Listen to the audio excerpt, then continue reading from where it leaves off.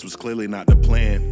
To be embarrassed, and I ain't living up to the standard that's apparent. No room for excuses, only improvements. But sit with me a moment before you jump to your conclusions on how we got here. We can start from the top, we can start with the sacks, we can start with the drops, we can start with the shots to a target that's draped. Regardless, let me talk about what's really at stake, and that's legacy. Trying to fill the role of the one that stood ahead of me. Whole city want the one took after me instead of me, and rightfully so, my homie like that. And let them tell it about me, I'ma be right back. Exchange my struggles for a rifle, that's a light pack. And I just smile and show humility despite that. Yeah. They think I'm soft, think I'm weak. My confidence is rooted in belief. They call me the one, I live for the hype. Now they tryna tell me that the choice isn't right. Tell me, did I lose it? Well, did I lose it? I gotta be myself, don't care what they say, cause I'm the only person that can stand in the way. Tell me, did I lose it? Well, did I lose it? Once there was a man on a journey, made some fatal mistakes in a hurry, sent away from all of his worries, like succeeding what many saw was Billy Graham in a jersey, to the abyss, until he reappeared proven worthy. That was me, so I know where you been. What kind of sort of the difference is that you think it, but I knew I was him. Knew I would smack the competition that blend. Knew I would change the Carolinas and the league before the laces would spin. And it wasn't easy. They brought me back after releases if they didn't need me. And then they got you, and respectfully the whole thing just feel like a waste. A press release about a trade they tried to play in my face. 7 years in the desert with no chance of escape. And a fan base that sees it as an utter disgrace. Just be patient with them, they don't deserve it. But it's on you, you gotta earn it. They call me the one, I live for the hype. Now they tryna tell me that the choice isn't right. Tell me, did I lose it? Well, did I lose it? I gotta be myself, don't care what they say, cause I'm the only person that can stand in the way. Tell me, did I lose it? Well, did I lose it?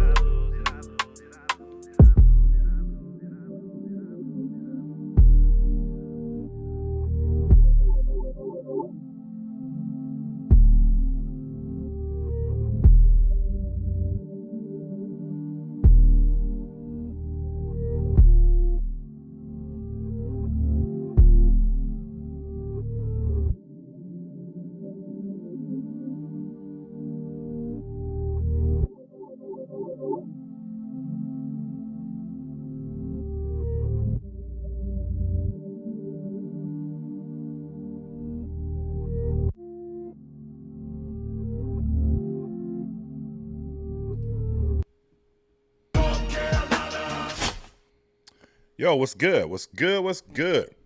John Farmer, One Carolina Show. Appreciate y'all joining me on a Tuesday morning, this illustrious New Year's Eve, getting ready to roll into 2025 with a bang, man. I'm excited. The Panthers don't leave us a lot to be excited about, but I'm excited. So, whatever. Either way, you saw the title of the video today. We've seen I saw a tweet that was circulating around, and I was like, this is something that we've talked about on the channel before, but we're going to reference some of the old material that I have out there from the past, not to necessarily make us look, those of us who, were in support of the previous quarterbacks that we had, and make us look like we're, some kind of gurus or something like that, or like we know all. But more for the purpose of being able to see, okay, can we look back and maybe see some patterns of things that we were doing from before that may have caused the issues that we see now? And what could we look forward to in the future? How could we rectify this? How can we make this right? What can we do to, now granted, we're just fans. We're just looking from the outside in. We're just talking, right? But I do think that there's something to be said for how, we communicate, how that transitions to our communication as far as ticket sales and things like that. And then the kind of decisions that the, ownership group decides to make. So we're going to talk about it. But I just want to tap in with some of y'all in the chat. Howie, shalom, shalom, or Hampton Howe, excuse me. Shalom, shalom. Yes, my brother in Christ. Tyree says, John is always a hit, bro. Man, I appreciate that, man. I'm all about so I know that mixing music and content and all that kind of stuff together, sometimes isn't always the best strategy or anything like that. But with me, I got a lot of different things that I'm interested in, and I'm literally going to exercise every bit of that in my life, right? I don't know about you guys. There's some things that you may have done early in your life, right? Or some things that you may still do that you don't necessarily put out there to the world in the way that you feel like you should. That's kind of what this is about, right? So everything that I've ever wanted to do dream-wise, whether it was, creative ventures and videography or music or, content, which is what we're doing now, I'm going to do all of that here, because I really enjoy this space. I love the Panthers, obviously. And so I'm, trying to figure out like, okay, well, how can I fuse all of that together? This is the first step of that. So Tyree, I appreciate the support as always. But Rare Gamer says, can we add Teddy Bridgewater to the list? Oh, we're getting there. We're getting there. We are just getting started. But I'm going to go ahead and start. So if y'all don't mind, make sure you smash the like button. We got 23 people watching, 5 likes. Make sure to smash that like button for us, and let's get going. So the first thing I want to start with is there was a lot made under the comments of my latest video, which I talked about wanting to go and get Robert Saleh, or we should give him a call. And I wanted to clarify some of those things because I have had other videos, and I'm not going to use those as a reference point. I'm going to just make this pretty quick. But I'm not the biggest advocate of firing coaches, right? I'll even make a further stand.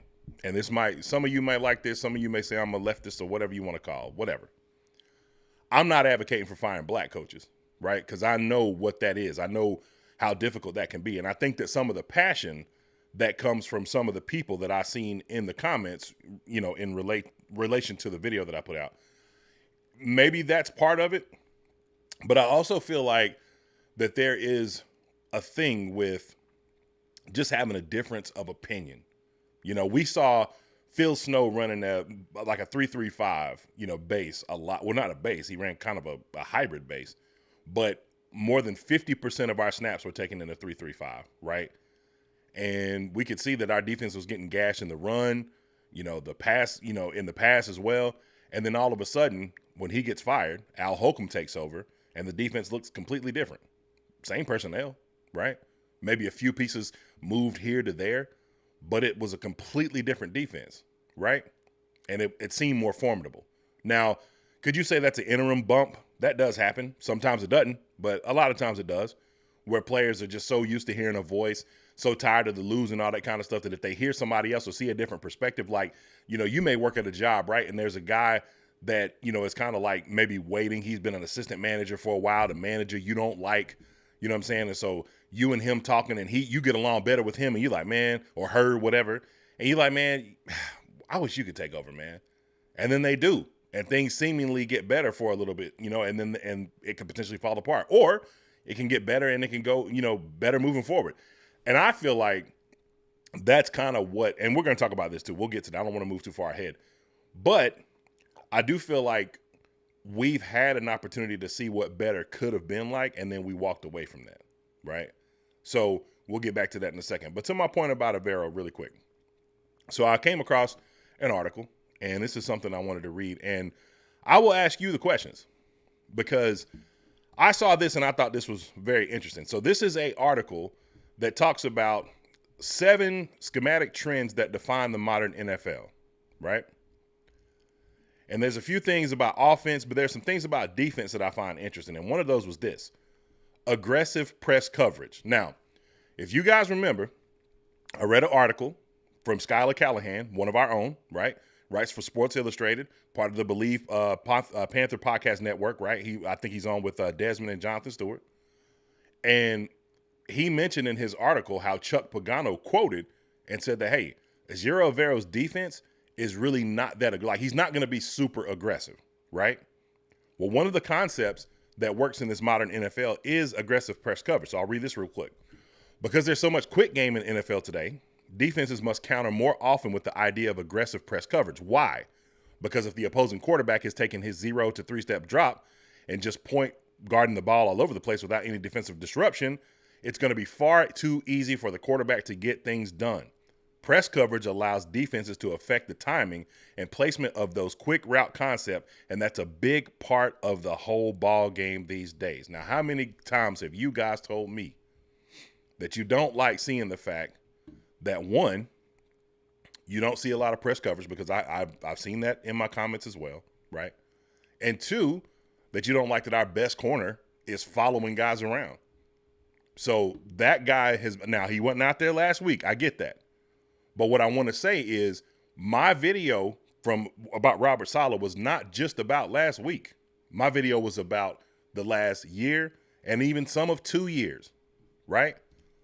So we see this. Now, I hope this will play. But this is the prototype player defensive coordinators want or should want. You can add L'Jarius Sneed of the Kansas City Chiefs, Xavier Howard of the Miami Dolphins, Dane Jackson, wow, interesting, of the Buffalo Bills, and Jeff Okudah of the Atlanta Falcons when discussing cornerbacks who played the most press coverage last season, right? So here we have a clip of this in action. And you can see Tyreek Woolen, right off the press, he gets burnt, but he's able to make up with his speed. Boom, breaks up that play, right? Stunting to avoid the blitz. There are quarterbacks like Patrick Mahomes who carve up the blitz to the point where it's just about impossible to send extra defenders after them without paying for it. Let me just say this. Side note. If there's one thing that I love about the development of the quarterback that we currently have under center, it is that he has learned how to make people pay against the blitz. I love that. We'll get to that later. So the counter of late has been to rush 3 and drop 8. But if you do that and you don't have Aaron Donald or Micah Parsons in your front, you might have trouble pressuring Mr. Quarterback in the timing of the down. Now, this is where I will say that I do give credit and credence to some of the arguments that were made in the video before. We don't have, like, when you look up and down this roster defensively and look up and down the defensive line, nobody scares you. I saw Bill Belichick on Pat McAfee's show yesterday. Some of you may have caught this. I started to clip it and put it on here, but I was like, nah, I really don't have time to do that today. But Bill Belichick was talking about the 2003 and 2004 seasons with Adam Vinatieri.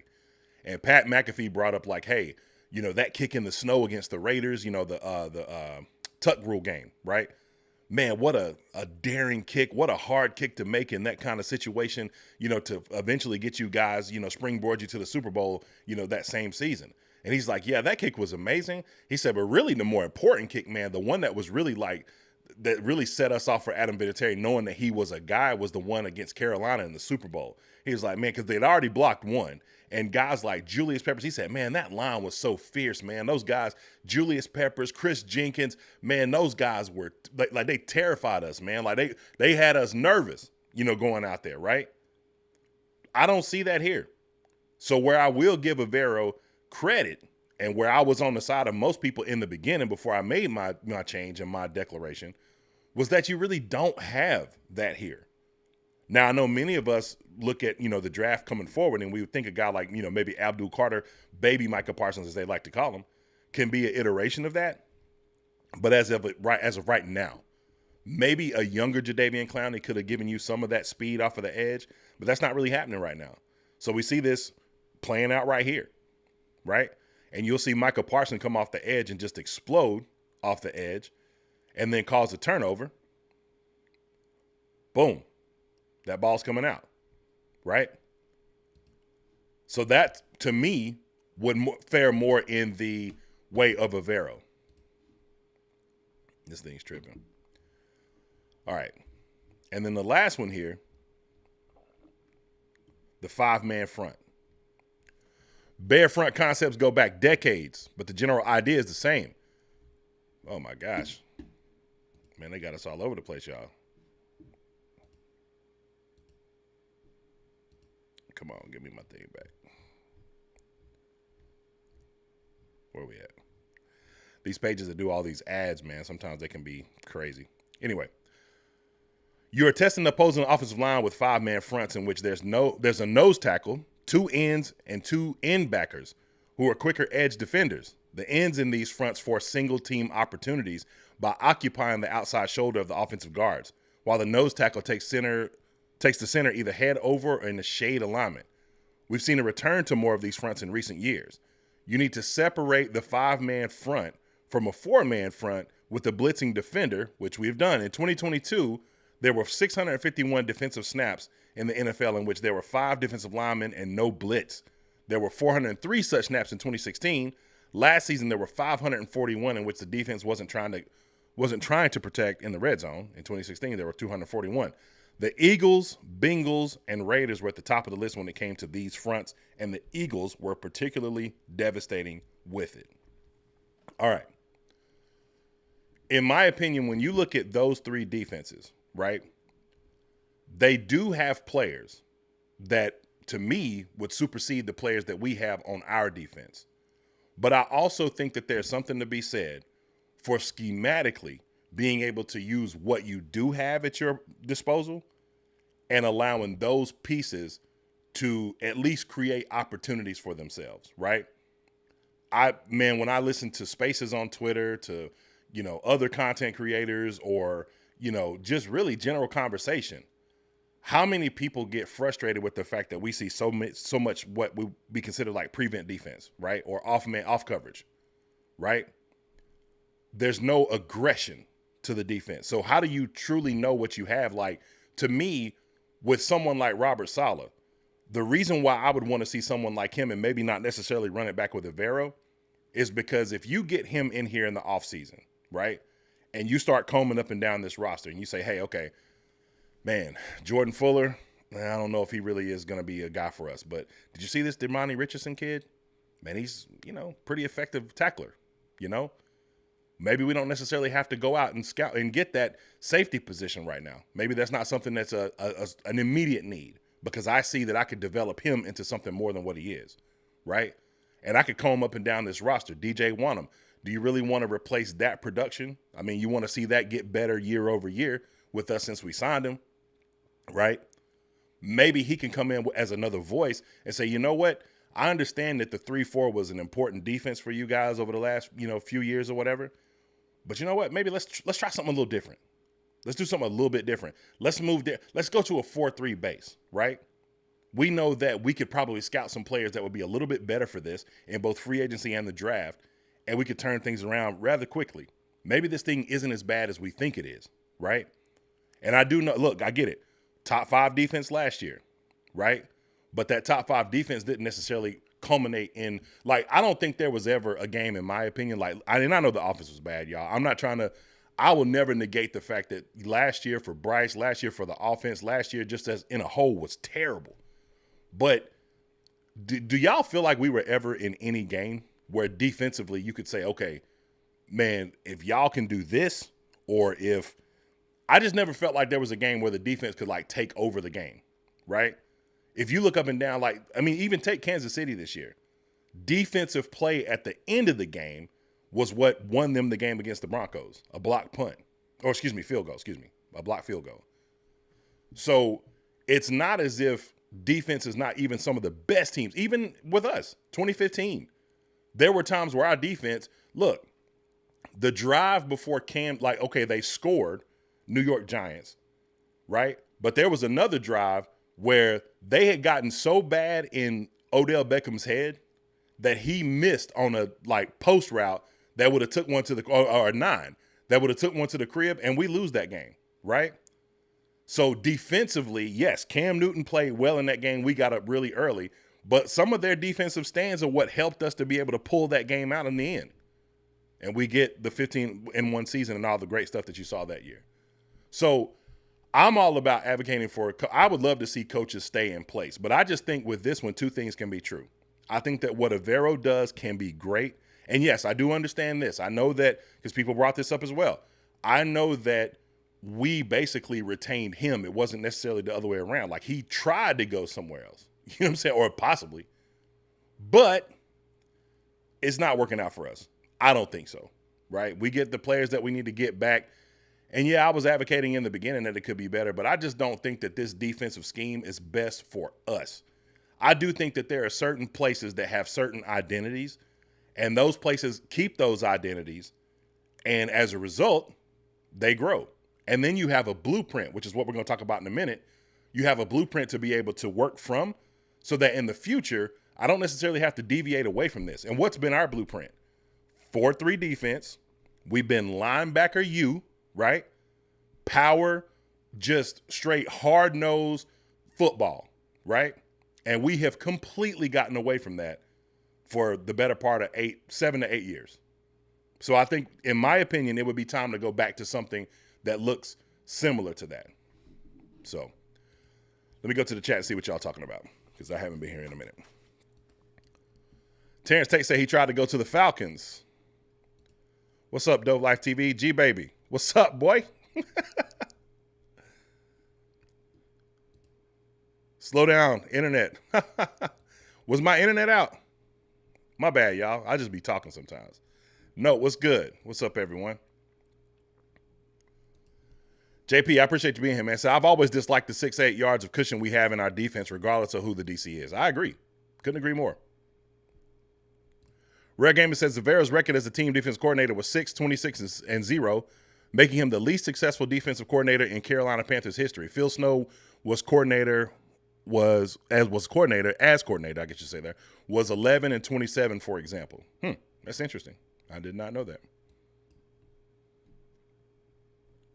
Yes, Wilkes was a leader of men.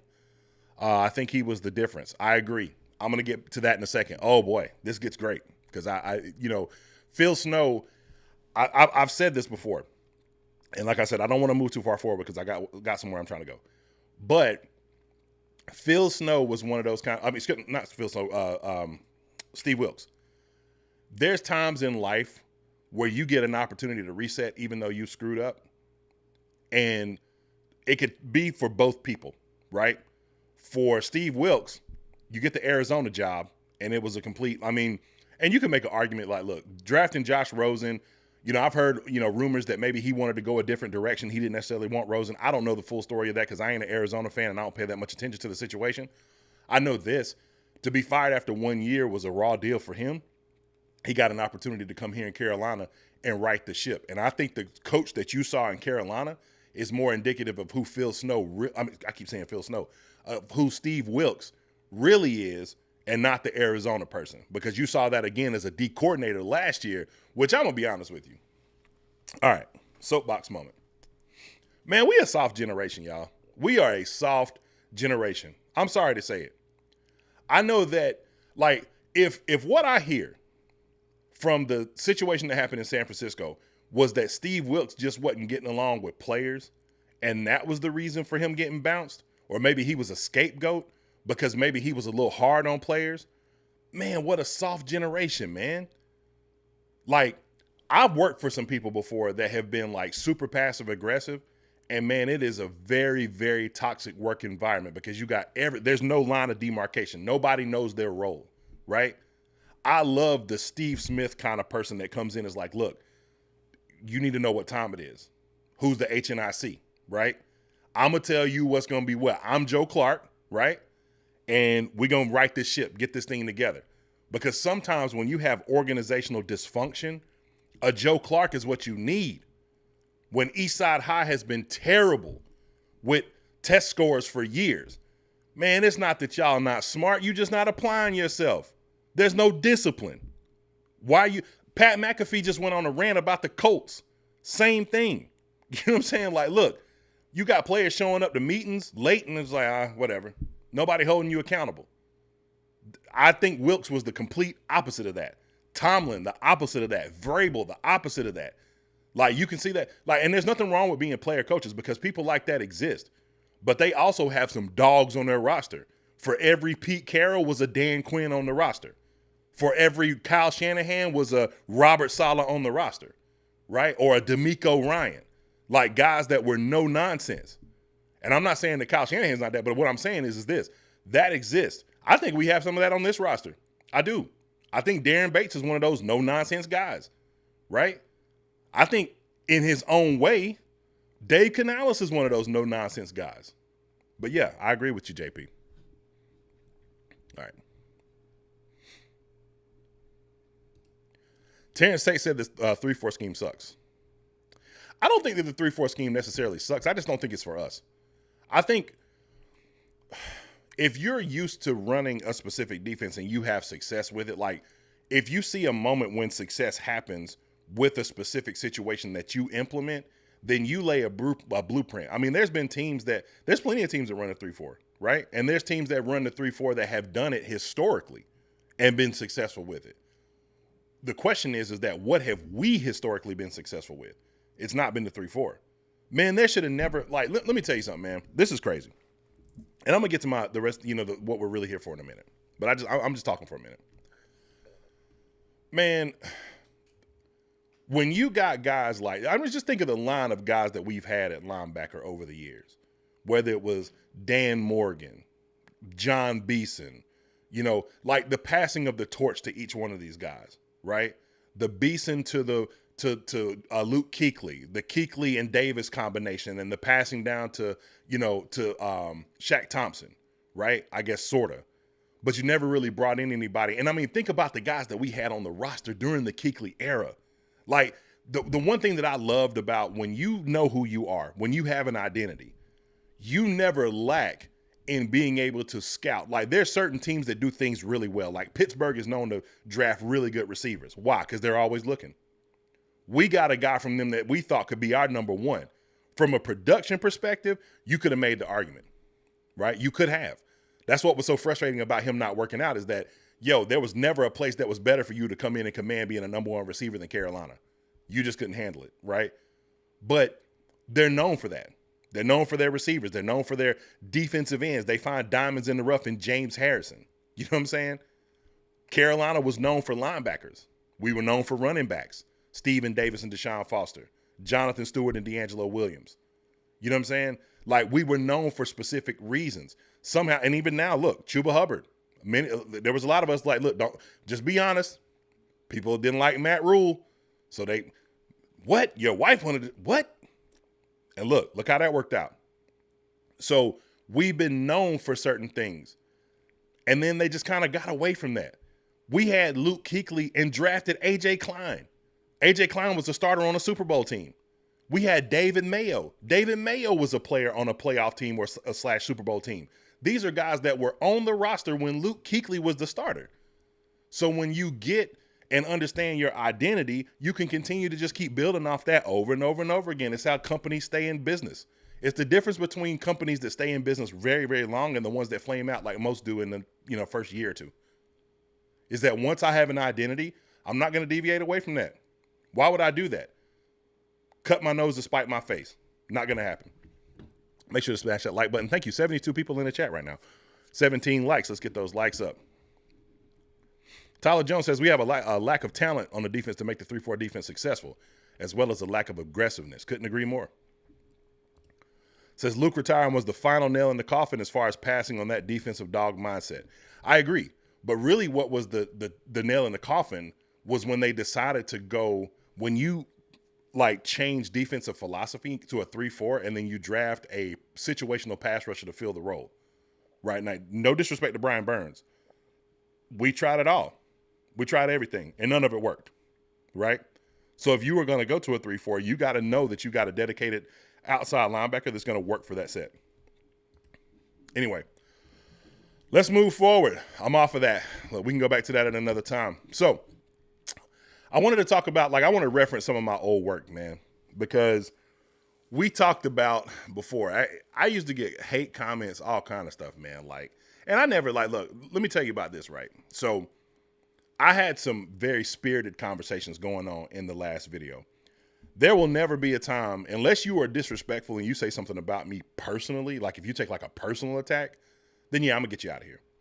But if it's just yo, you don't know what you're talking about, y'all slow, blah, blah, blah, this, that, or third, man, go off. I am never gonna delete that because I like to have dialogue.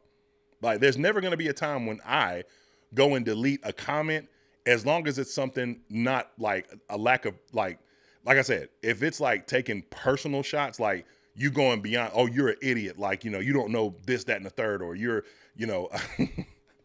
I had one dude tell me I ain't trusting nobody that don't have facial hair. I was all right, well then I better start growing beards. It was crazy. But stuff like that, man, come on, man, I'm not doing that. But if it's just a disagreement, I don't want y'all to agree with me on everything. I want to, in order for us to have meaningful dialogue, I don't want it to be an echo chamber. This is not a vacuum. Pause. This is a place where you can get your comments off. You do not have to agree with me on everything, right? So I love the spirited conversation. I just wanted to speak to some of it because I needed to clarify my points on everything because some of the stuff I already talked about in other videos. I just wanted to kind of re-up on it a little bit. But going back through some of the old stuff, man, I got all kind of comments. People like, man, Baker's trash, Sam's trash, all this kind of stuff. And we see what we're seeing right now. And I wanted to reference some of those old videos. This one was a really funny one, man. Like, y'all tap a one in the chat if you can hear the sound when this comes on. If not, then I'll fix it. But this was crazy. So the opening part of this video was actually me in 2015 or 16, I guess I should say. It was the Super Bowl, or was it no, it wasn't the Super Bowl. It was the NFC Championship. Or was it? No. It was the divisional game against the Seattle Seahawks. Because I was thinking NFC Championship. We played that game at night, and this was during the day. It was the championship. But I was going wild. I had a mouthpiece in my mouth. Had my sweatshirt on.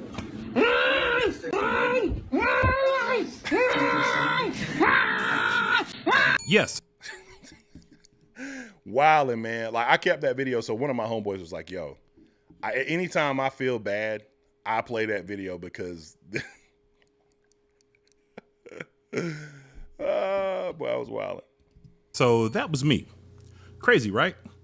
The year was 2016, and the Panthers were going to destroy the Arizona Cardinals in the NFC Championship and lose the Super Bowl, which for most of us was a bittersweet moment that literally came and went and went and went and went.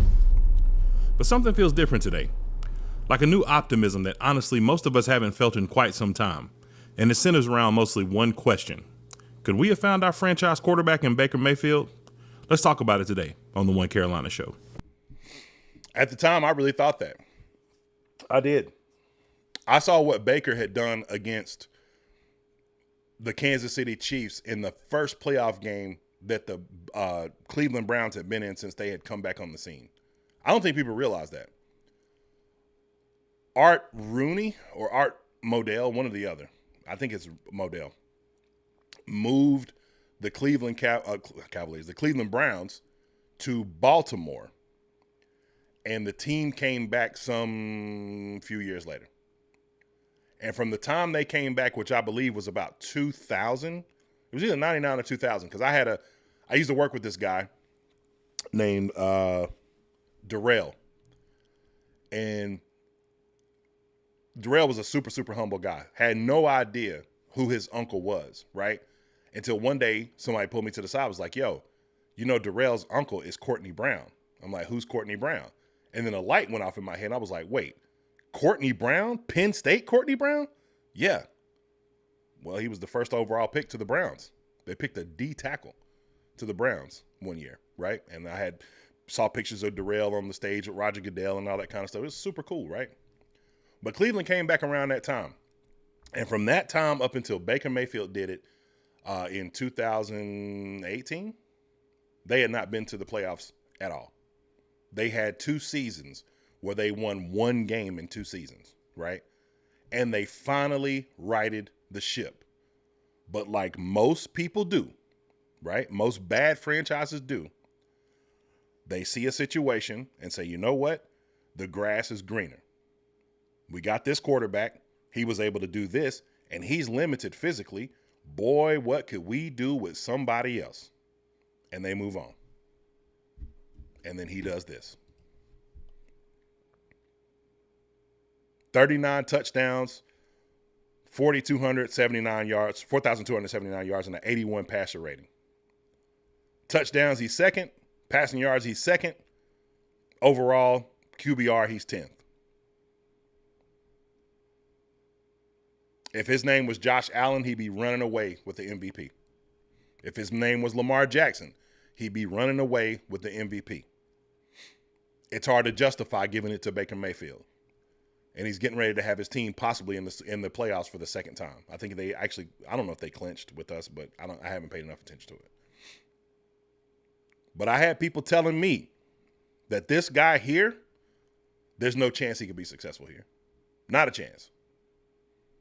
Not a chance. And this was some of my sentiment. Now, look,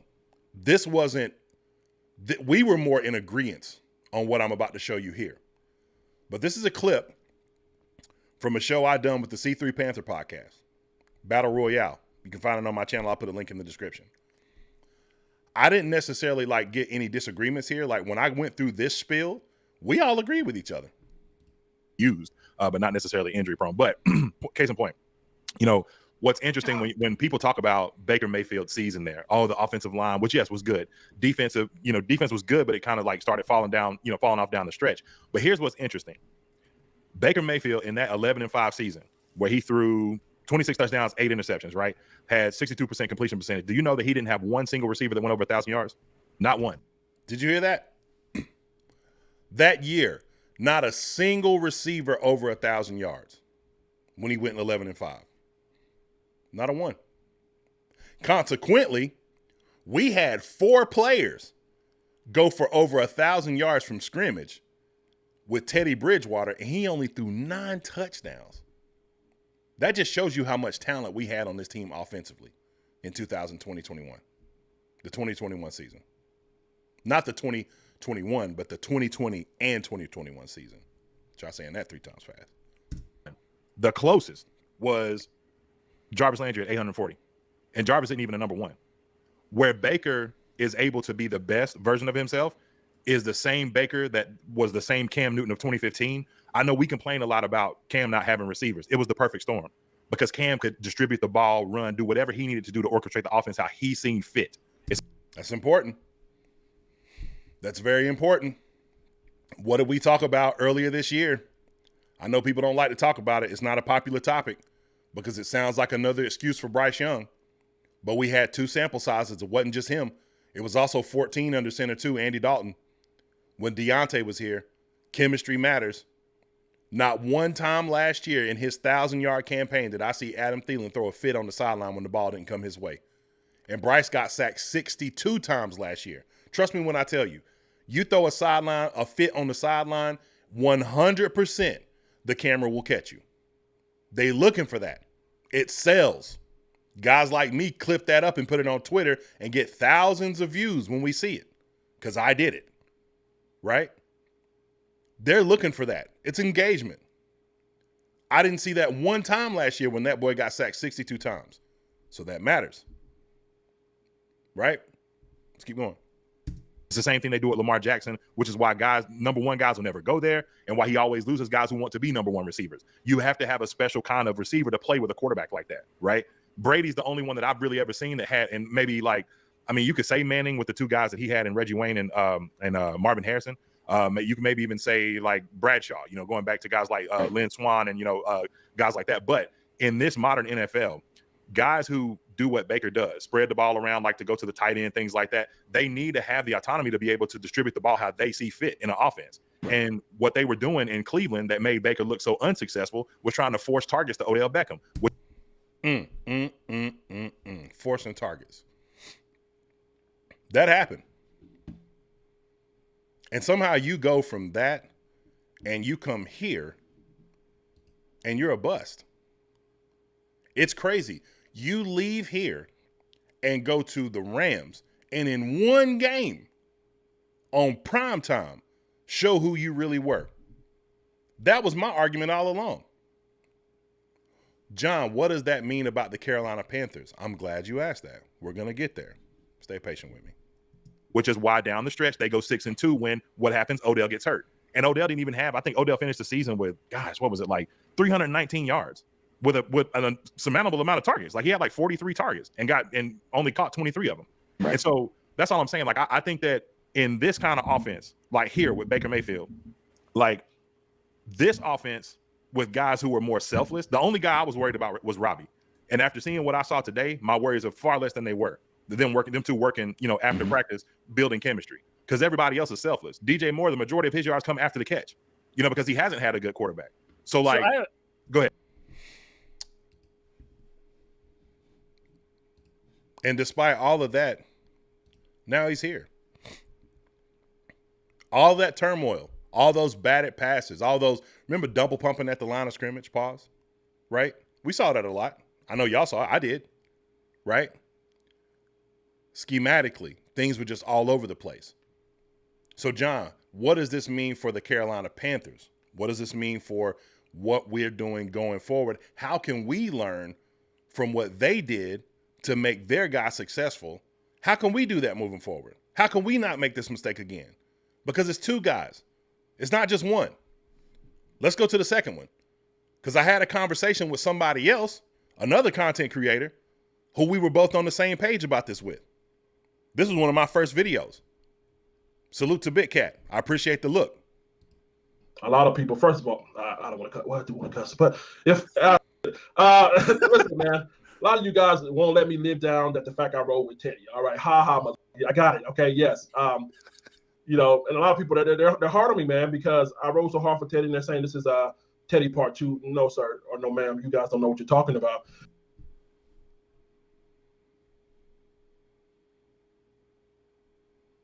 If you thought the hate for Baker Mayfield was bad, boy, when the Sam Darnold stuff came through, it was even worse.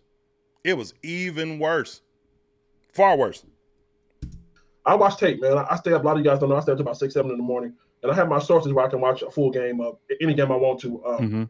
And I watched Darnold on tape. I watched the Buffalo Bills game, and I wanted to watch the Buffalo Bills game because they lost 10-18 that game. And I said, man, that's a playoff team there. How did they hang with them, and what happened? And then I watched the LA Rams game where everybody said they beat them. And let me tell you something. Let me start with the Buffalo Bills game. What I seen on tape was a guy who went 11 for 14 and a half and was literally on a tear to beat Buffalo. I think they went up 10-0, man.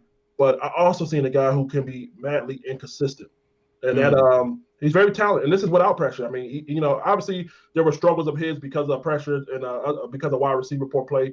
But there was times where he just made a bonehead decision, whether he should have put the ball on the inside, should have put it on the outside. I watched him when they did a curl. The wide receiver sat down in front of the linebacker. If he puts the ball on the inside of the wide receiver, that wide receiver had the opportunity to curl, turn up, and go upfield. Instead, he puts it on the outside. Damn near got picked. So there's time where he just had fucking memory, like questionable judgment call, but that doesn't define him. You know what I mean? I think he's not a perfect quarterback. I seen him where he can put balls in tight windows. He's extremely sneaky athletic.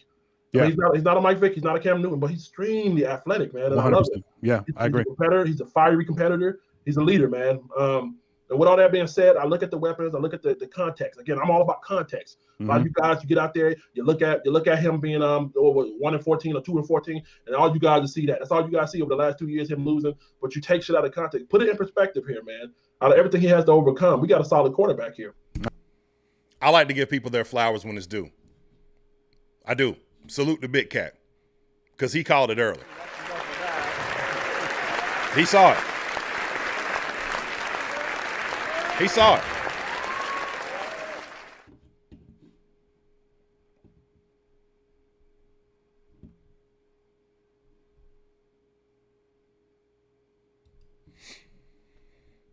I'll get to some of the chat stuff in a minute. But he saw it. I saw it.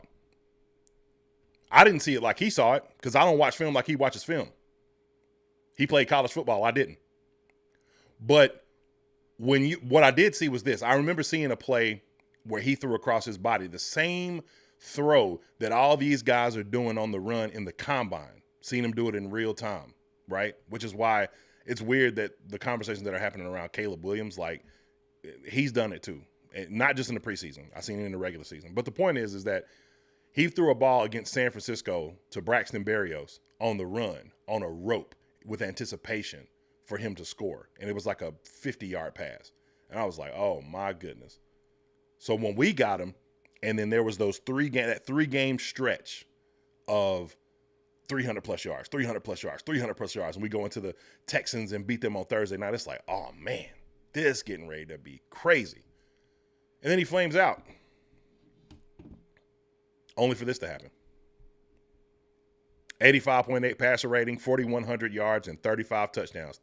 Tied for third overall in passing yards, fourth in passing touchdowns, and seventh in QBR. Interesting.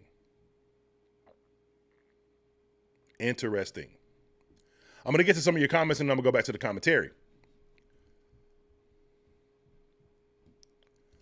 Rock Report says Panthers need to stop putting all their blame on their quarterbacks. It's clear that the struggles of Mayfield and Darnold in Carolina were not just on them. It's the team. It was a mess.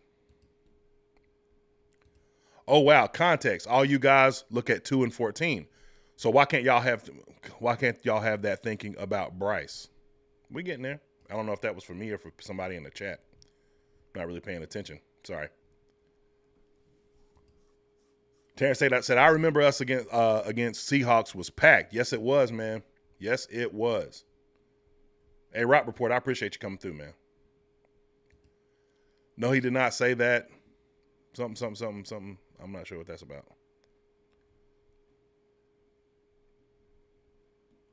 All right. Some of this stuff, I don't know what's going on. I saw one comment that I wanted to respond to. All right. This is Kent Sullivan says, in my opinion, these NFL players' contracts should all be structured around performance, incentive-based. If you get their pockets, you will see a totally different player. I don't know that I agree with that totally because, these guys work hard, very, very hard. Like, look, this is one thing I want to say too, and this is to the point of, most of the people that play in the NFL would be Mr. Football in your hometown, even the guys on the practice squad. It is very, very, very, very hard to make it in the NFL. There's some content creators that played college football. Aaron Duncan played running back for Kennesaw State. I think Big Cat that I was just referencing played defensive tackle for Mars Hill. There's some guys that have played at a really high level. And for as good as they probably were where they were, it still wasn't enough to cut the mustard in the NFL. So you're talking about, and there's no disrespect to them or their games because I didn't play college football. I would have been trash. I would have been trash in high school football for that matter. But the point is that you've got guys that are really good at that respective level. You get to the NFL, that's a whole nother level. I've talked about this before, and many don't know. So my brother was one of those guys. My brother played very briefly with the St. Louis Rams, right? My brother played on the same college team as guys like Leodis McKelvin, first overall pick to the Bills, Mario Addison, our fourth all-time pass rushing, in sacks, right? Played for Troy, right? And my brother was one of the top linebackers in the country coming out of high school. Didn't cut it. It's a different level. It's a completely different level. I would argue that sometimes some of it is circumstantial. I could say that easily for our quarterback in his situation. It's circumstantial, right? But most of it is just talent. Now, once you get there, there's levels to the talent. So that I will say, like, clearly. But I also think that some of it is schematics. I'm not trying to necessarily, I do wonder this about Avero, to harken back to that for a second. I wonder sometimes is what Avero is, what he's doing, is it more I'm trying to find players that fit my system, or am I going to take my system and fit it around what I have, right? I don't know. I don't know the answer to that question. Somebody much smarter than me could probably answer that. I'm not the person to answer that question, but thank you for the comment, Kent. Kristen Butler says, stabilize Carolina's foundation so we can continue the rebuild without creating more holes. Tweaking and changing up the roster only helps so much. And then Riz B said, I'm talking about the chat because I know you hate Bryce without any logic. Oh, my gosh. I don't know that to be true. He could be right. I don't know. JP, that's my man. He's one of my moderators. So if me and JP, hey, listen, my whole thing about Bryce and just the back and forth in any context of any situation is just to hear information and then be able to go back and forth with each other and say, look, because my goal, here's the thing. I'm never going to change how you feel about Bryce Young. You're never going to change how I feel about him, right? But I'm only creating information to suggest that maybe I may see something like, look, it's possible, very unlikely, but possible that next year I might concede. Maybe I see something, I'm just like, you know what? Y'all was right. This wasn't it.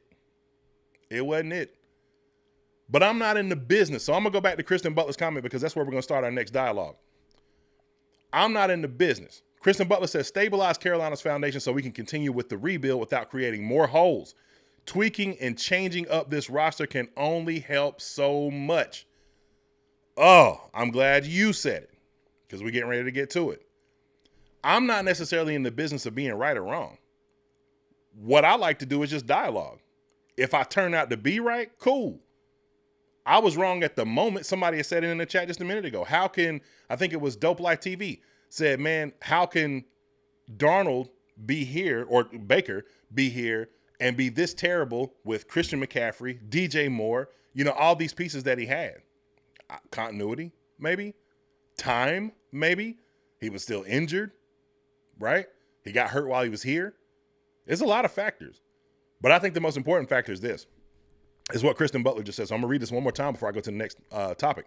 Stabilize Carolina's foundation. Let's say it again. Stabilize Carolina's foundation so we can continue with the rebuild without creating more holes, tweaking, and changing up this roster. Hey, guys, what can we learn from what Minnesota and what Tampa has done to cultivate a situation, infrastructure for two guys to come in who were written as cast-offs in the same uniform? Is that not embarrassing to y'all? That's embarrassing to me as a fan, as somebody who wears this on my chest. Keep pounding. It's embarrassing. Two guys running beside each other, wearing the same jersey, go somewhere else, and they're in the MVP conversation. And we had an MVP. You should, just like we had Kuechly, just like we had Thomas Davis, just like we had Jonathan Stewart, the good teams will look at those players and say, you know what? Maybe let's not draft Vernon Butler in the year after the Super Bowl. We just got rid of a corner. How about we replace him? Oh, Bené Ben-Wickery will do the job. He's better than Josh Norman. What? Most of these good teams, when they're great, they draft even more to get better. The Eagles could have stood on their laurels and been like, man, we got Darius Slay, we got C.J. Gardner-Johnson. Man, we had James Bradbury. Let's go address some other needs. Who'd they draft? Cooper DeJean. Balling. We've done it before, too. Like I said, we had Luke Kuechly. We had John Beeson. John Beeson, outside of injury, would have been on that list of Dan Morgan, him, and Kuechly. I still put him up there personally. He's still there, in my opinion. He was right here in Germany, right there beside Nicole Tepper. And we still drafted guys like A.J. Klein, David Mayo, because you continue to keep developing. So when they move out the way, man, it's seamless. We don't have to have all this organizational malfunction and out of structure place or changing defensive philosophies. We know what we are. The two Super Bowls that we've been to, we were running the same base defense. We know who we are. We were a running team when we got there. Stephen Davis and Deshaun Foster, Jonathan Stewart, and Cam Newton. We know who we are. You get away from that and you get the result of 7 horrible freaking years. Disagree if you want to, but the truth is the truth. That's a fact. The fact is we've been terrible for 7 years. That's a fact. So then how do you fix it? In my opinion, I'm not saying it's simple, because it's not. But let's go to who we have now. And before we do that, I want to play a quick video to tell you just how crazy things have been and how they can continue to go. Check this out. You guys want the brief history lesson? Yes, please. George McCaskey takes over as chairman. Let me get some context real quick. This video is from The Athletic, and they're talking about how the Chicago Bears have had influx from GM, head coach, quarterback. And boy, if this don't look familiar. But if we want this to keep going, let's keep doing what we've been doing. Here we go. In 2011, 2012, you have a new GM in Phil Emery. Well, Phil Emery did not hire Lovie Smith. He was given Lovie Smith. Phil Emery did not trade for Jay Cutler. He was given Jay Cutler. So you have those three guys together. Bears go 10-6, but Lovie gets fired because he wasn't Phil Emery's coach. So then Phil Emery brings in Mark Trestman. Well, Mark Trestman didn't draft or sign or trade for Jay Cutler, but he gets Jay Cutler. 2014 was an absolute disaster, worse than this year, worse than any year I've ever covered. They blow the whole thing up. Everyone gets fired, but guess what? Ryan Pace, who comes in as GM, he's stuck with Jay Cutler because of the contract. So now Ryan Pace has John Fox and Jay Cutler. They have a couple years. Well, then Ryan Pace knows he needs a quarterback. Well, he doesn't necessarily fill John Fox in on this whole quarterback search, and he decides to go ahead and draft Mitch Trubisky instead of Patrick Mahomes. The Bears have Mitch Trubisky with John Fox. He's about to get fired. He's a lame duck head coach, so John Fox gets fired. Well, now Ryan Pace hires Matt Nagy. Well, guess who Matt Nagy did not draft? He did not draft Mitch Trubisky. So Chase knows this better than all of us. 2018 was a lot of fun. Mitch Trubisky had some great moments 2018. So did Chase Daniel. And then we move on to 2019. Things did not go very well. You start to see, head coach and quarterback are not working well together, and it continues to get worse, so that Matt Nagy has to go trade for Nick Foles, and then that doesn't work, and Mitch Trubisky comes back in, then Mitch is gone.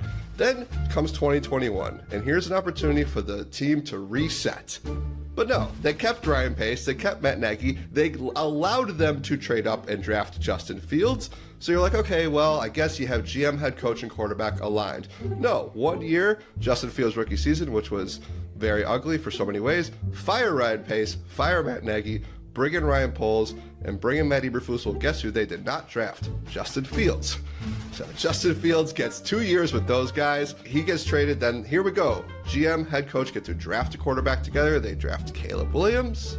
It looks like it's just going to last 1 year, and whoever Ryan Poles hires, assuming like it's just the head coach or who knows what's going to happen, guess who that head coach did not draft, who's going to take over next year if that's what they decide to do? Caleb Williams. And the cycle continues. What's that they say about insanity? Doing the same thing over and over again, expecting different results. It's crazy. Colossal failure on all levels. Yes, it was, my brother. A colossal failure. Because that's what happens when teams make decisions emotionally and irrationally. So one would ask, why and I'm going to pull my boy up here because this is my man. He said he wrong for that background music. JP is my man, but I've become well aware that JP does not like Bryce Young. And look, JP, your feelings, my feelings on Bryce Young ain't never gonna change who you are to me, right? JP, when my channel was at 20 subscribers and I did my very first live, he was there. And he stuck through the entire time. That's why you have a wrench. He been my man since day one. And I appreciate you. But when it comes to this Bryce Young thing, dog, you gonna get the smoke. No, I'm just playing. But no, seriously. JP, I don't think you're wrong in your assessment. Many of you that have your feelings about Bryce Young and what he's put out there as far as tape, what he's put out there as far as, numbers and touchdowns and all this other kind of stuff, you're not necessarily wrong. I'm not going to take anything away from how you feel about what Bryce Young is or isn't at this point in his career. Here's where I appeal to you. Look at the two previous situations that we've been in, and one even prior to that. Did we not see Teddy Bridgewater go 5-1 with New Orleans before he came here with us? And was that not a 30,000-foot view of what many of us saw, what could happen with Carolina because he would steady the ship? That's the overarching phrase right there. Steady the ship. What happened? 9 total touchdowns and a 5-11 record. Did we not see Sam Darnold? Look, this idea that Sam Darnold was just going to completely flame out, man, I'm old enough to remember when Sam started his rookie season. Now, mind you, I told this to one of my homeboys, and he didn't know this. And then he done the research for himself. Was like, wow, I didn't know that. That's crazy. Sam Darnold's trajectory, number one, he was the youngest quarterback to ever start in the NFL at the time. That may have changed at this point, but at the time, he was the youngest ever. Number two, Sam Darnold didn't start playing quarterback until he was like a junior in high school, right? He was a linebacker. So his developmental arc, just learning the position, was still at play, right? So then you fast forward, and he continues to grow. But has he ever been in a situation that kind of cultivated that growth for all of 3 games? Because when he was with the Jets, if he had struggles, they aired him out publicly because that's the market. That's just what the Jets do, right? Back page of the New York Times. I'm seeing ghosts. I couldn't say that quietly to you. Now it's an overarching theme. Can you imagine living under that pressure when you're you trying to think about this? And the same thing is starting to happen with Carolina. This is what's so scary about our situation. They've been trying to fill the shoes of number 12 since he won that Super Bowl back in 74 or whatever it was. We've been trying to fill the shoes of number 1 since he took us to one in 2015. That pressure is immense, even in a small market. But I digress. Sam he threw for one. I think he threw a pick, one of his first plays out against the Dallas Cowboys. And boy, he came out and shredded them boys up. 300 plus yards, 3 touchdowns. I'm like, oh, this kid got something. And he showed those flashes. Like, that's what we always say. What we say? Flashes over and over again. Something that many of you don't like to hear. Flashes, flashes, flashes. Well, it ain't enough. It ain't enough. I'm like, man, who are we? We've been mediocre for 7 years. If you see flashes, at least grab onto it and be like, man, this is something we can build off of. That's the point. You know what I'm saying? Like, it don't have to be perfect right away. Cam wasn't perfect right away. Like, yeah, he threw for 4,000 yards and had all these touchdowns and, all these great plays and stuff. Like, we were 6-10. Then we were 7-9. It was it was building up. He was 2-14 or 2-15 last year, right? He's won 4 games this year or 3 under his record. Still got 1 more to go. Could have possibly won at least 3 more, right? So all I'm saying is that we can see the progression. But more importantly, let's just say for the sake of argument that this is as best as it gets and you see consistent progression. What does it do ultimately? I'm glad you asked. It will allow the team to have a position in place where they don't have influx for at least 3 years. What does that then allow us to do? Not trade players away. I said this earlier, so I'm going to get back to it now. I said earlier that every now and again, life gives you an opportunity to correct. You make a colossal mistake, right? You buy a car that you couldn't afford. A repossession won't correct it, but maybe an increase in job will. And instead of you paying that car off and being frugal and being smart and being a good steward over what the Lord gave you, you go out and buy another car that you can't afford.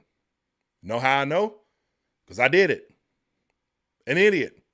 Even though people told me, like, hey, don't do that. Don't overcorrect. You got a great job now. Don't go out and buy another car that you can't. Oh, man, boy, that Benz look. Whew. You see how that girl looked at me? What? So at what point, when you have an opportunity, will you not overcorrect?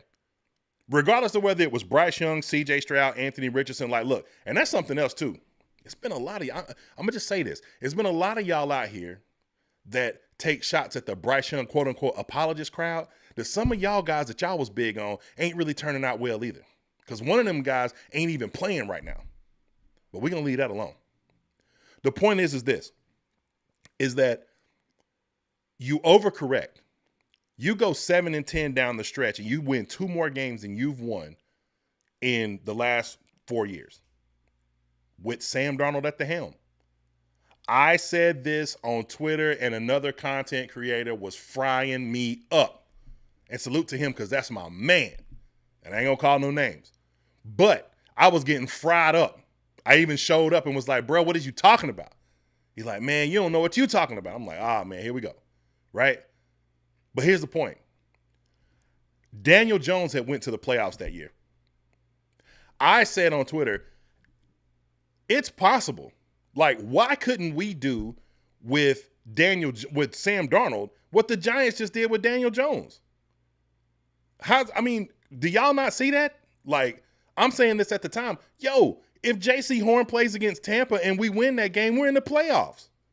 Why couldn't we run that back next year and just add on to it in the roster? Who would we likely have drafted in that draft? Jalen Carter. No. Get Sam out of here. Bring in a running back that worked well with the team. I showed y'all this earlier. Let's go back and read this article real quick because this was something real interesting. I remember when we went out and got Miles Sanders, I said, they're going to draft Anthony Richardson. Why? What does it say right here? The run-pass option in all its iterations has taken over the NFL over the last few years. There were 916 RPO dropbacks that resulted in passes in 2022. In 2019, which is as far back as we can go with reliable metrics, there were 709. Let's fast forward to what the meat and potatoes of this. In 2022, Jalen Hurts of the Philadelphia Eagles might have been the most prolific purveyor of the RPO. He completed 61 of 84 RPO attempts for 512 yards, 106 air yards, and 5 touchdowns. Why didn't Miles Sanders get off? because I was afraid of Jalen Hurts rushing the ball. In what world was Miles Sanders going to come here and do that with a 5'10", 194-pound quarterback? So in my head, I'm thinking like, oh, yeah, they're going to draft AR. Why not? He a project, but hey, let's make it work. We just saw what they did up in Philly. Why not? Was it a lot to give up to get him? Yeah. But maybe we don't give up so much. And then we draft the outlier. What are we doing? You know what I'm saying?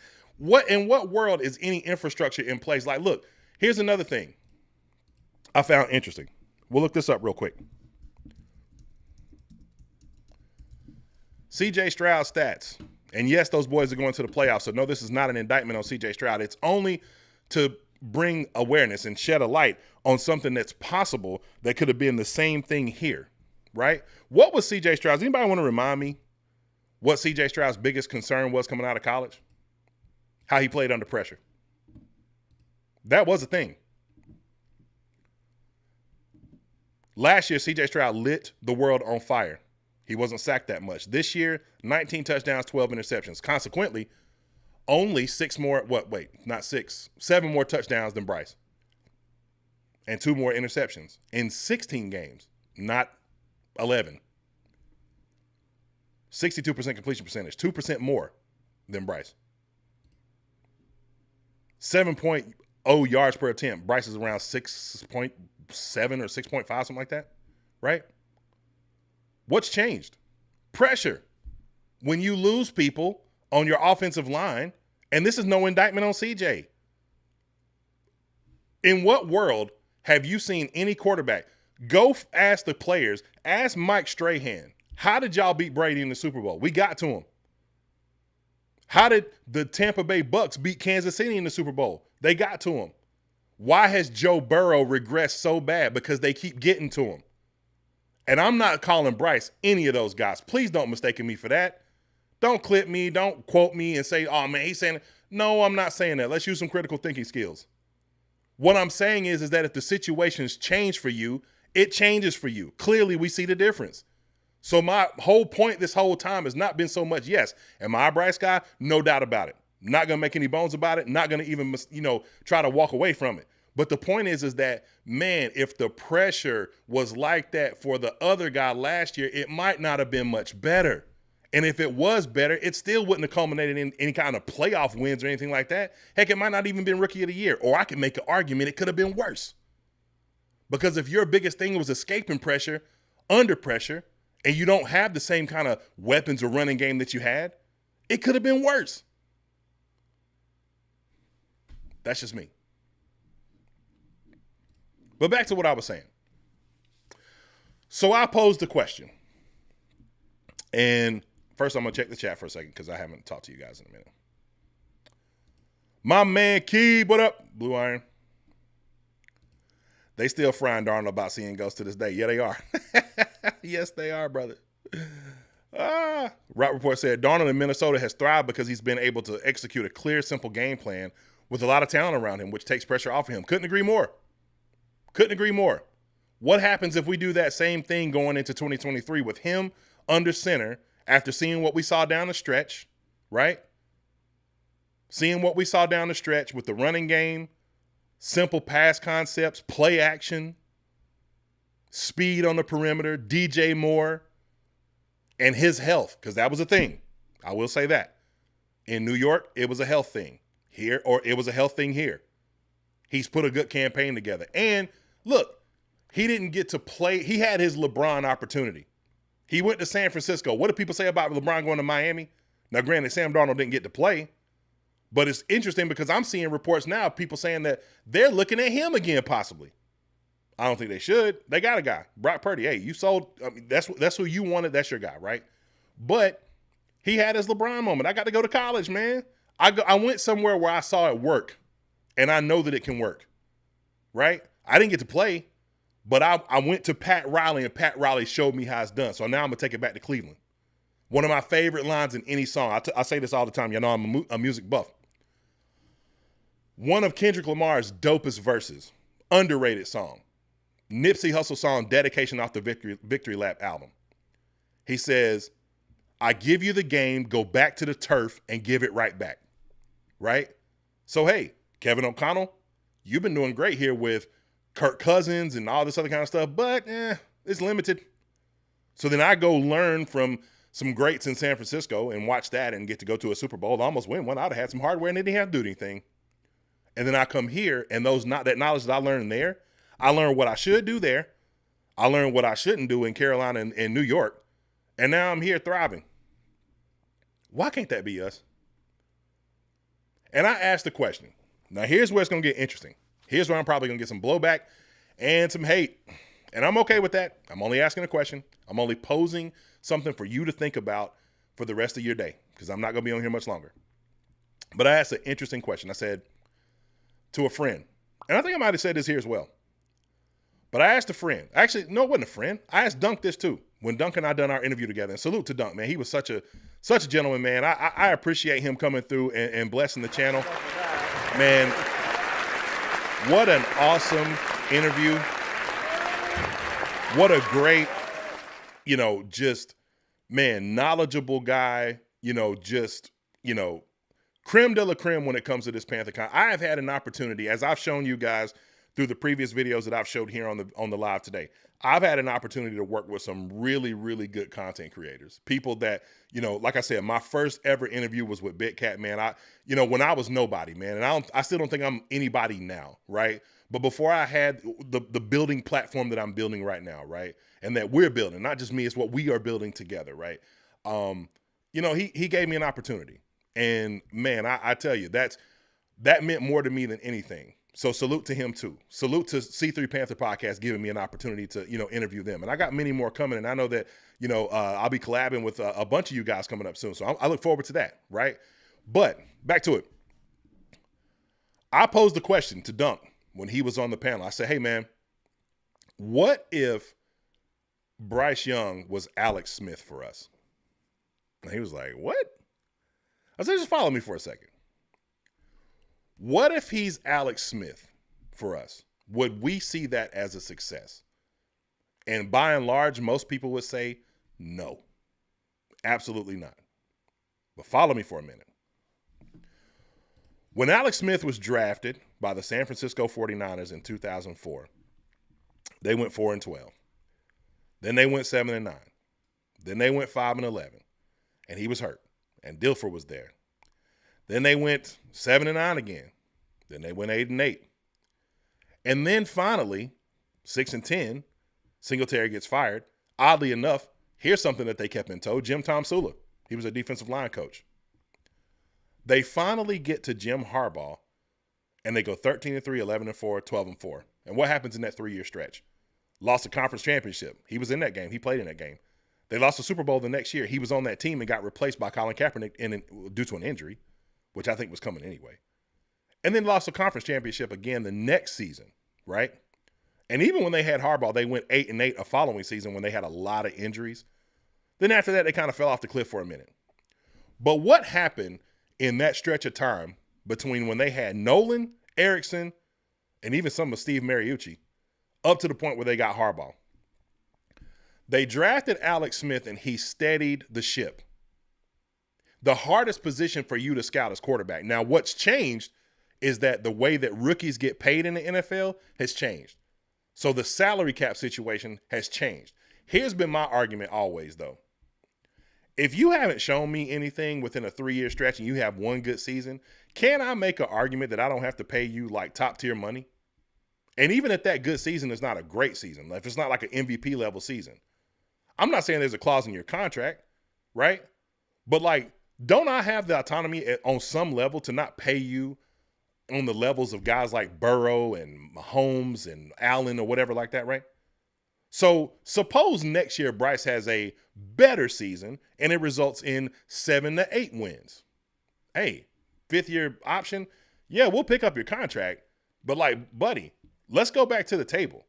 Look, there's some negotiating power here. Here's where I agree with y'all wholeheartedly. Hey, man, that was you in that New Orleans game and that Chargers game. That was awful. I'm going to put that on the table when I'm looking at the overarching, like when we're looking at the whole scheme of like how we negotiate this, right? I'm throwing that on the table. Give us a break. If you have a great season, we'll pick up your option and we'll give you, in the fourth year, pick up your fifth year option and give you a deal that is team friendly, but good enough for you to say, hey, we like where this is headed. It doesn't hamstring us. It doesn't put us in a point where we can't pay some other players, but at least it puts us in a position to be able to say, you know what? Hey, we're going to give you something that's worthy of your talents at this time. You come out and ball out, then you break the bank. That's something different. That's down the road. But by that time, we can do it and structure it in a way where, hey, we've paid some of the guys that we've had to have here, and we can continue to just keep building. That's the key point. You can correlate that most teams that are horrible are doing the same things over and over again. We're still trying to find a quarterback. I saw people telling me today, man, it's about time Kyler Murray's done in Arizona. They need to go find another guy. They got rid of a guy after 1 year to get him. And now he's not working. Why not stick with it? And I'm not saying that they won't. But what I am saying is this. That long stretch of time between when they went 13-3, that was a lot of years, man. That was a lot of years. Am I saying that y'all have to settle for mediocrity for that long? No, I am not. But what I am saying is that you don't get Navarro Bowman. You don't get Patrick Willis. You don't get Vernon Davis if you're always chasing a quarterback. So why not build with what you have? Because if we were going to do that, we should have did it with Darnold. Because one of my biggest fears, if I'm being honest, is seeing this young man go somewhere else and do the very thing that we're seeing those two guys do. Because you know what it'll say to all of us? The same thing that some of the people were saying to me in my comments yesterday. Man, you guys, you Carolina Panther fans are dopes. All right. Look, if the stuff that I'm saying right now is just hogwash, man, you're terrible. You don't know what you're talking about. Hey, have a blast. Clip me up. Do whatever. Comment. Say what you got to say. But here's the proof.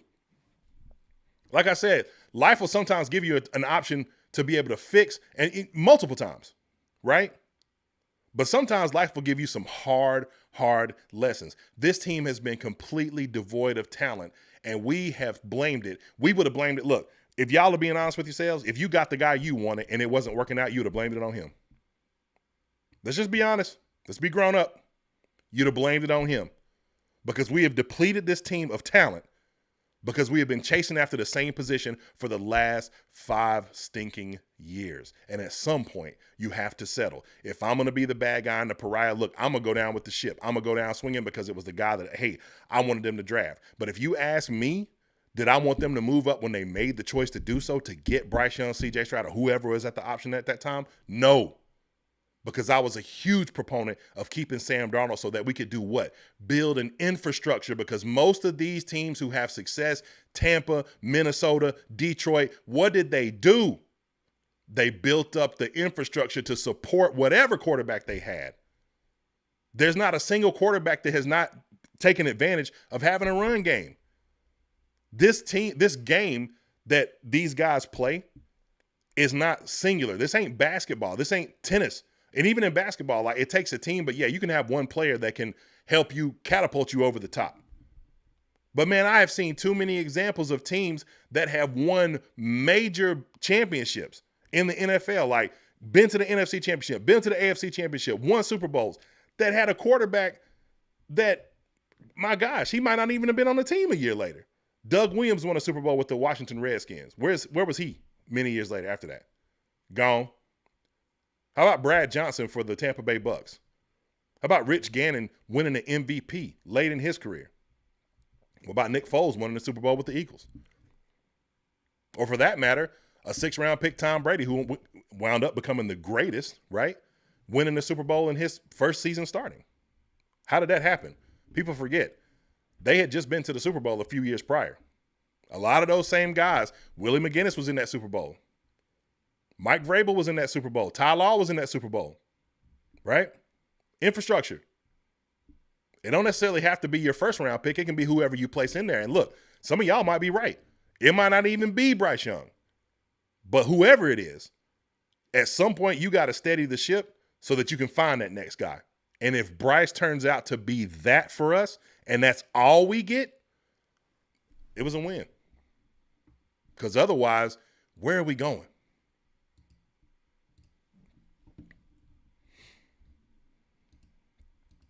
Anyway, I was against the trade also, especially after seeing Jalen Carter pick up Jaden Daniels with one arm in college. Yes, it was crazy.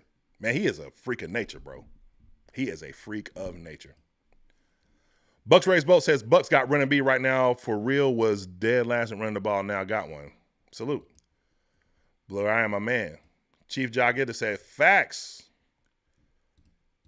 JP, I appreciate you, man. No lie. I'm not trying to, like I said, I'm with you, bro. Your viewpoint on Bryce Young shouldn't change. It's not it. You should be open. Pat Coltrane said something that I love. I'm never going to tell you how to fan. Never. You will never get from me how you should fan, right? I'm never going to tell you that you're wrong, even if you're wrong. Well, actually, that's not true. I'll tell you wrong. But I'm not going to tell you you shouldn't have that opinion, right? Because these things, they change. There's so many different variables that go into it. Man, one day you hot, the next day you cold. You know, I saw something that was a scary stat to me. A lot of people love Jaden Daniels, as do I. But Jaden Daniels beat out Robert Griffin III for rushing yards with the Washington Redskins. Boy, that flamed out quick. It can happen, just like that. And yeah, the situations were different. They drafted another quarterback the same year, which was proof positive that they didn't necessarily want to draft him, that was more Dan Snyder versus the Shanahans. But the point is that it changed for him rather quickly. That can happen. I sat and watched. I told, and my man Blue Iron, he knows this. I told him this. I said, man, over the summertime we were talking. I said, boy, I don't know what C.J. Stroud is going to do this year, but it better be great. Because everywhere he could talk, he was on a podcast. And he was seen everywhere. And when he started struggling, here they come. And I knew that was going to happen. Knew it was going to happen. If he struggled. I did not know he was going to struggle. And look, for all intents and purposes, he's in the playoffs. You know what I'm saying? So his struggles could, go away. They got Deontay Johnson. Maybe it works out for him there. Who knows? But I just knew, like, if he starts to struggle, they're going to be on him. They were. And the they is the internet. The internet go internet, right? So I'm going to answer a few more of these comments, and then I'm out of here, y'all. It is a good day for bowl games. We got a lot of good games coming up. We get to see Ashton Genty versus Abdul Carter. That's going to be an interesting one. I'm looking forward to that. So Joe Clarity says, I don't like what we gave up to get Bryce, but I do believe he is the future, so let's build on what works and tweaks what's broken. I agree. Looks like we got a super chat. I appreciate the super chat. Yay. Oh, man. My brother, B. Scotch. Keep y'all's heads up. Keep pounding. Happy New Year's. Hey, man, I love you, man. Happy New Year to you, too. That's my guy. Y'all don't know this, but I love when my friends show up in the chat. Like, I remember the first time I saw Angry Cowboys fan. He's been a lifelong friend of mine. And when they show up in the chat, man, it's always a pleasure, to get, love from what you from the people that know you, that, like, this guy knows me. We have been through the trenches. We have some of the stories we have, man. Like, one day when we just kind of do like a, in the off season, I'm going to have this guy on, man, just to talk about some of the crazy things we've experienced in life, man. And as a matter of fact, B. Scotch was one of the people that was, there during the genesis of my, becoming a fan of the Panthers. I actually watched the Super Bowl with him in 2003 at Appalachian State in an apartment in Appalachian State. So salute to him, man. I appreciate that super chat, brother. Love you, man. But all right. Giovanni said, deep frying fish watching Gamecocks today. Yes, sir. 864-803 stand up. Hey, I'm trying to tell you, 828 in there too. Look, I live in the 864 right now. I love and I have family in 803, and I'm from 828 originally. So, yeah, salute to that. King Domo TV said, would you trade back for more picks? No, and no. Let me tell you something, man. One of the things that we are devoid of on this team is talent. There is some premium talent. Me and Dunk talked about it. Travis Hunter, would you draft him? Yes and yes. I don't care what he plays. He's talented. Put him out there. If he can create space on offense, put him out there. If he can shut down a wide receiver on defense, put him out there. No, I'm not moving back. Mason Graham, yeah. If he's a game changer, you put him beside Derrick Brown, that might be our new version of Star and Kawan Short. So, yeah, no, not trading down, not trading back. One of the things that I see these scouts talk about like crazy, and look, they'll say this sometimes, but sometimes it's really true. Last year was an extremely high-level talent group of receivers, and it was just a really talented class of guys. Somebody put out a mock draft or a previous draft, I should say, of the players, and they were talking about how legendary this class was so far, right? And for me, I'm like, imagine being a team that traded out of that to get one of those premium players in the first round. Now, consequently, there's also been some rounds where, or some drafts some years where you would think that the talent wouldn't be that high level, and you get some guys out of that draft, right? In later rounds and in the first. This draft in particular, at the top of it, where we are, I believe that there's some premium players. I don't think you can go wrong with a Ted McMillan. I don't think you can go wrong with Luther Burden. I don't know if I draft him that high. I don't think you can go wrong with a Mason Graham. I don't think you can go wrong with Will Johnson, right? Or Abdul Carter. James Pierce. I don't know that James Pierce will be in the top, but, you know, depending on, you know, how it looks for him in the combine and Senior Bowl, all that kind of stuff. I mean, I just don't see you going wrong at the top this year in that draft. So no, I'm not moving back. I can see the logic, right? But, you know, I'm also old enough to remember a year where, you know, Scott Fitter was moving around, moving and shaking. We ended up with 11 picks, and only one of those players, two, mind you, actually, are still on this roster. That was the year that we drafted Derrick Brown. I'll go through it with you, okay? Let's do it. He drafted Derrick Brown. We drafted YGM. We drafted Jeremy Chin. We drafted Stanley Thomas Oliver, Troy Pride, Kenny Robinson, Bravian Roy. Like, we were shaking and moving in that draft. In another draft, he did the same thing, drafting Terrace Marshall, drafting Davion Nixon, drafting Brady Christensen. You know, how many of those guys are still left on this roster? Davion Nixon was the Big 12 or Big 10, whatever conference they are, defensive player of the year, and he flamed out. Shows you it is difficult in this league. But the point is that we were moving and shaking like crazy, drafting all those players, and none of them here to show for it. So, nah, I ain't about moving down. If it's talent at the top, I'm taking the risk. I'm taking the Jeff Okudah risk. If it flames out, so what? I'm still taking the risk. But salute to you, King Domo. I appreciate you being here, brother. Then why do we pick Mingo? I don't know, bro. Hey, look, in the beginning, I thought like, man, Jonathan Mingo might be a guy. Boy, was I wrong. Joke's on me. What up, Josh? Agreed. No, there's some serious talent in the top 10. Yes. Yep. T4, bro, love the show. Hey, man, I appreciate you, man. Appreciate you coming through. 843. Man, 843 get mad love, bro. What you mean? I'm SC to the core, so it's everywhere. But yeah, I'm glad you shouted that out. 843 get mad love. Appreciate you. Man, we got 134 in the chat. I appreciate y'all, man. Make sure to tap that like button. We can keep going for a few more minutes. But yeah, so this was good, man. I want to watch a little bit more of this previous Baker video of mine, man. I took a lot of time making this, man. It ain't do what I thought it was gonna do, man. I thought I was gonna move the culture forward. I really did. Hey.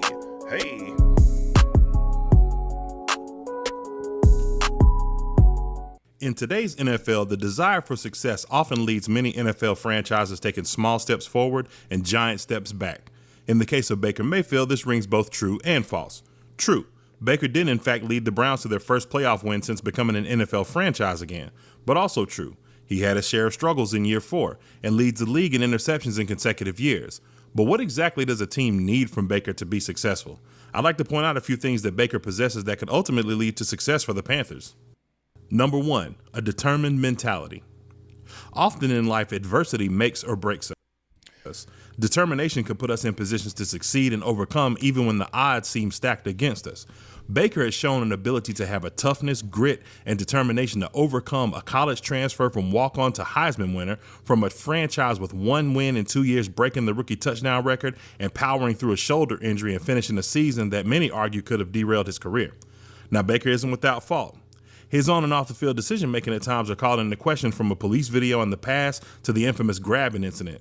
But this kind of fire, when backed up, can completely galvanize a locker room. Plus, his work ethic is shown and proven to be more efficient than past Browns quarterbacks. Number 2, all right, real quick. So, first things first, got some more money in the house. Hey. King Domo says, thank you for the $4.99 super chat. Says, thanks, love the show. Are you going best player available? Because that may mean we don't completely fix the defense. Yeah. I I would, only because I think one of the better ways to fix this defense is through free agency. I thought A'Shaun Robinson was a good signing. Jadeveon Clowney, I mean, him and, A'Shaun, they both have, I think the three guys that lead in sacks on this team were all free agent pickups. That's A'Shaun, that's Jadeveon, that's DJ Wanham. Consequently, the people that we've drafted have been the ones who have been struggling. That's Amari Barno, that's DJ Johnson. So I think that you could do a lot. One, the most important thing, in my opinion, King Domo, is the philosophy change. If it's going to be that. If it's not a philosophy change, then maybe I saw this. I thought someone said this, and I thought this was very interesting. They wondered what role does Dave Canales have over the defense? Like, I understand you're an offensive coach, but you do still have autonomy over the defense being the head coach, right? So how much is he really in control of what's going on? And, I don't know that it's a whole lot, but my guess is that, they're going to move it in the right direction, right? They're going to move the needle forward. The reason why I would go best player available is because, like I said, to me, it's more talent than anything else. Now, if best player available is Abdul Carter, then there you go, right? But what if it's Ted McMillan? What if they see, Mike Evans like quality because of the archetype? If that's the case, yeah, help your young quarterback out. I don't think that this would happen, but maybe if the Jonathan Brooks situation didn't happen, what if Ashton Genty was your best player available? What if you saw that he could make some could be a Barry for us or whatever? Who knows, right? Now, would I think that would be a move? No, personally, I wouldn't do that. That would be a bridge too far. But especially I'm all with the drafting a running back. Let's say for example, we had a major injury and that's what derailed our career. Here's a great example. Maybe not necessarily through injury, but through scheme. Deshaun Watson, when we were courting him, the year that he had before all the mess started to happen, was very similar to the Baker Mayfield year. He was maybe fourth or fifth in the league in QBR. He threw 30 plus touchdowns. He only had 7 picks, something crazy like that. But they were 4-12 that year. Running game would have helped them substantially. So a team like that drafting at the top of the draft, yeah, that's Ashton Genty, yeah, okay, bring in somebody that we could use to help stabilize this offense even more. And then of course you go out and build more around it. But in terms of defense, I think you can go both ways. But for me, the first thing would be shoring up what my defensive front is going to be, what my base defense is going to be by either the coordinator that I hire or making a philosophy change, whatever that looks like. And then after that, I think you can kind of do it both ways. I would personally lean more towards, I probably would be like you, drafting someone defensively up top.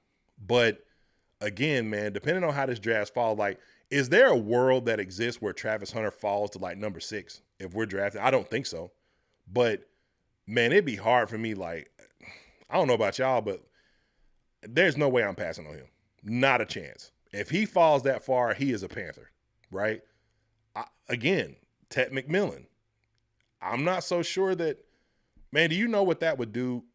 If what you're seeing from Adam Thielen, here's another one of my Bryce arguments. We'll go ahead and go there. What you're seeing from Adam Thielen, when you saw Adam Thielen on a switch release, kind of get between a corner and a safety, get leverage, or a step rather, and Bryce air one out to him. We saw that earlier in the season when he got hurt with Andy Dalton. Can you imagine that being somebody with speed? That can break a game open? Like a Tet or a Luther Burden? That's something you would see over and over and over again. We need that. I don't think there's anybody on offense or defense on this team outside, short of Derek Brown and maybe J.C. Horn, that scares anybody. And I think we need that. Maybe he's that. Maybe they see him as a guy that's you know what? If we line get this guy up, he'll be our Mike Evans for the next 7, 8, 9 years. And, he didn't have a Johnny Manziel. He didn't play in the SEC where you could see his games on TV. I'm convinced that if Ted McMillan played on this side of the Mississippi, he'd probably be ranked in that 1, 2. Him and Travis would be 1 and 1A. when it comes to like best player in the draft, not just, but whatever. But yeah, I appreciate the super chat.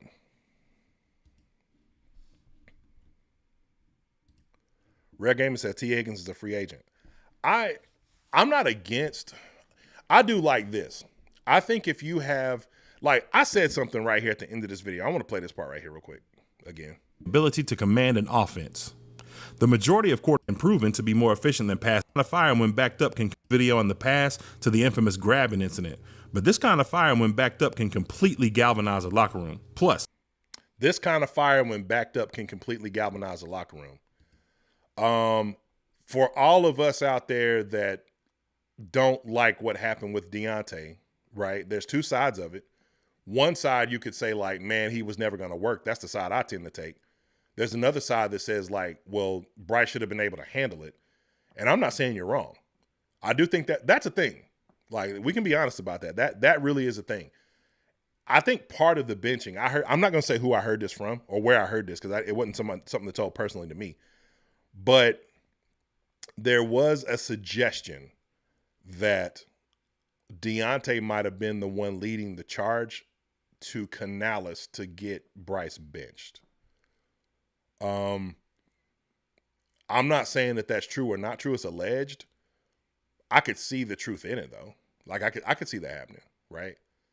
And sometimes you do need a quarterback or a leader that kind of has that fire. I mean, I remember seeing Baker Mayfield headbutting guys with his helmet off, which was just boneheaded. But that, like I said, that kind of fire when it's contained can really turn the shit. It can turn the tide. It can really fire people up. It can get people going. But you got to be able to turn it off. You got to know when to turn it on to turn it off.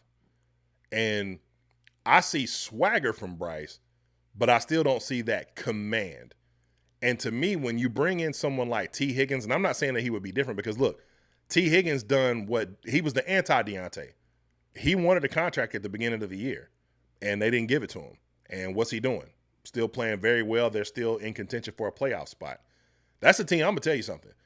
You don't, I know that they can't protect Joe Burrow for nothing, but, man, Joe Burrow, T. Higgins, Jamar Chase, that whole experience, if I'm in the playoffs, if I'm Josh Allen and I'm pretty much the MVP of the year, I remember what they did to me at home, right? Pause.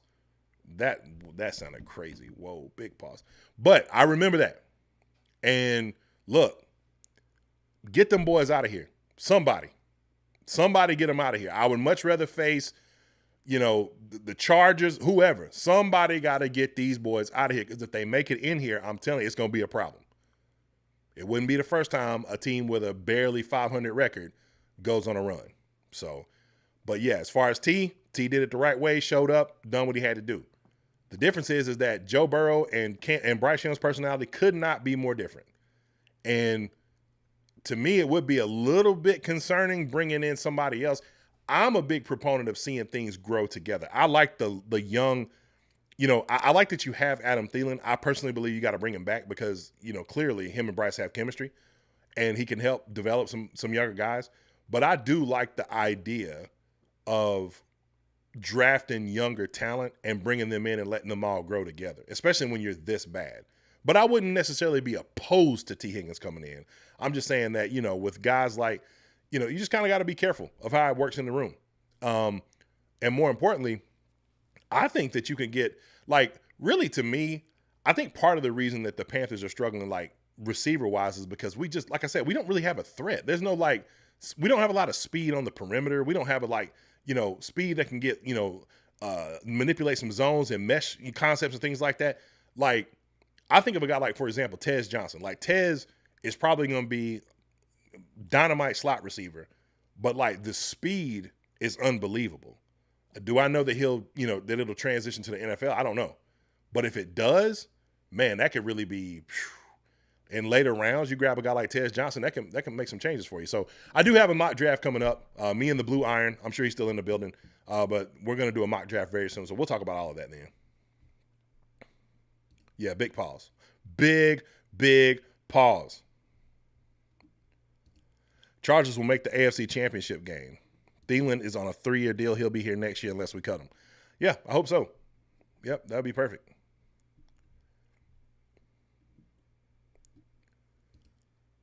Hope so. Genty is such a stud. I agree.